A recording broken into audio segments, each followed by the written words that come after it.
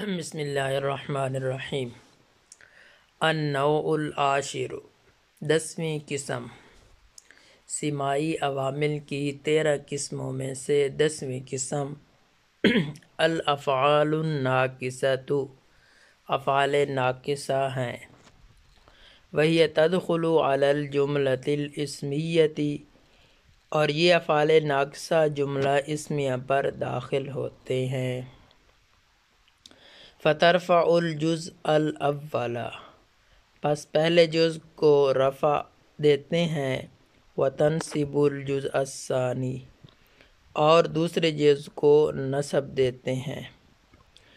افعال ناقصہ یہ کس پہ داخل ہوں گے؟ جملہ اسمیہ پر۔ مثال کے طور پر زید قائم ایک جملہ اسمیہ ہے، تو افعال ناقصہ میں سے کوئی بھی آئے گا تو وہ جملہ اسمیہ پر داخل ہوگا، تو پہلے جز کو رفع دے گا اور دوسرے جز کو نصب۔ تو زید قائم کے اوپر کانا داخل ہوا، تو زید جملہ اسمیہ کا پہلا جز ہے، اس کو زید کانا افعال ناقصہ جو زید پہ داخل ہوا اس نے رفع دیا کانا زید، اور دوسرا جز قائم کو قائمن نصب دیا۔ وہی ثلاثۃ عشر فعلا، اور یہ افعال ناقصہ جو ہیں یہ 13 فعل ہے۔ الاول کانا، ان 13 میں سے پہلا جو ہے کانا ہے۔ وہی تجیء علی معنیین، اور یہ کانا 2 معنوں کے لیے آتا ہے، یعنی کانا کی 2 قسمیں ہیں، ناقصۃ و تامۃ۔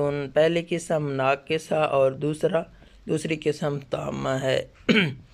فالناقصۃ تجیء علی معنیین، پس ناقصہ ان میں سے 2 قسموں پر ہے۔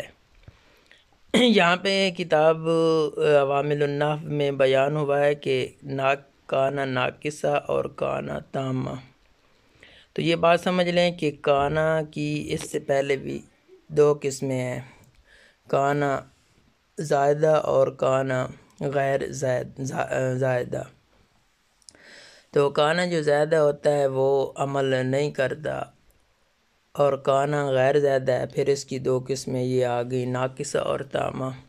پھر ناقصہ ان میں سے 2 معنوں کے لیے آتا ہے۔ احدہما، ان میں سے پہلا معنی، ان یثبت خبرہا، کہ ثابت ہو اس کی خبر، یعنی کہ اس کی کانا ناقصہ کی خبر ثابت ہو، لاسمہا، اس کے اسم کے لیے، فی الزمان الماضی، زمانہ ماضی میں، سواء کان ممکن الانقطاع، برابر ہے کہ انقطاع ممکن ہو، مثل کان زید قائما، اس کی مثال جیسے زید کھڑا ہے، او ممتنع الانقطاع، یا جو ہے اس کا جو انقطاع وہ ممتنع ہو، اس کی مثال جیسے کان اللہ علیما حکیما۔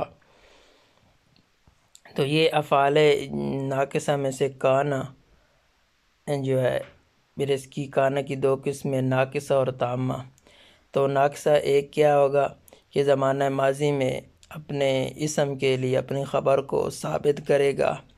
مثال میں دیکھ لیں، کان زید قائما، کانا نے اپنے اسم زید کے لیے قیام جو ہے یہ زمانہ ماضی میں ثابت کیا۔ اور دوسرا اس میں کہ انقطاع ممکن ہے، تو کان زید قائما یہ انقطاع ممکن کی مثال، اور کان اللہ علیما حکیما یہ انقطاع ممتنع کی مثال ہو گئی۔ وثانیہما، ان افعال ناقصہ میں سے دوسرا، ان یکون بمعنی کہ افعال ناقصہ کا دوسرا، اس میں کانا ہے، اس کا دوسرا معنی کیا ہے کہ یہ سارا کے معنی میں ہوتا ہے۔ پیچھے بیان کیا تھا نا جی، 2 معنوں کے لیے آتا ہے۔ مثل کان الفقیر غنیا، اس کی مثال جیسے فقیر جو ہے وہ مالدار ہو گیا۔ والتامۃ تتم بفاعلہا، اور کانا تامہ، اب کانا کی جو دوسری قسم وہ تامہ ہے، یہ اپنے فاعل پہ پورا ہو جاتا ہے، اس کو خبر کی ضرورت نہیں ہوتی۔ مثل کان زید ای ثبت زید، تو کانا جو کانا تامہ ہے یہ اس کا صرف فاعل آئے گا، خبر نہیں آئے گی۔ وثانی سارہ، اور افعال ناقصہ میں سے دوسرا سارہ ہے، وہی للانتقال، اور یہ انتقال کے لیے آتا ہے۔ انتقال کا مطلب ایک حالت سے دوسری حالت کی طرف پلٹنا۔ تو جو سارہ انتقال کے لیے آئے گا تو اس میں یہ ہوگا کہ ایک چیز کی حقیقت کو دوسری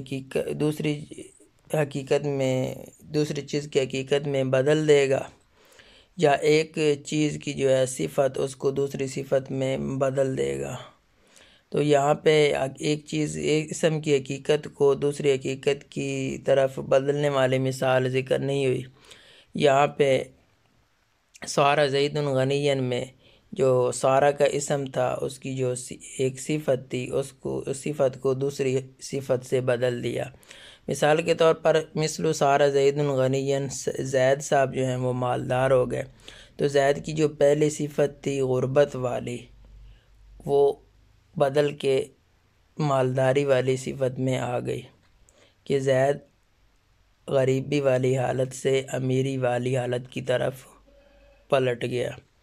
وثالث اصبح، اور افعال ناقصہ میں سے تیسرا جو ہے وہ اصبح ہے۔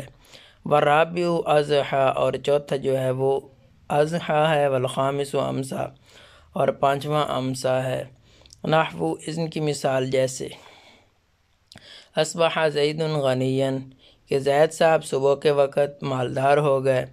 واضحی زید حاکمًا، اور زید صاحب چاشت کے وقت جو ہے حاکم بن گئے، زید صاحب کو چاشت کے وقت حکومت ملی۔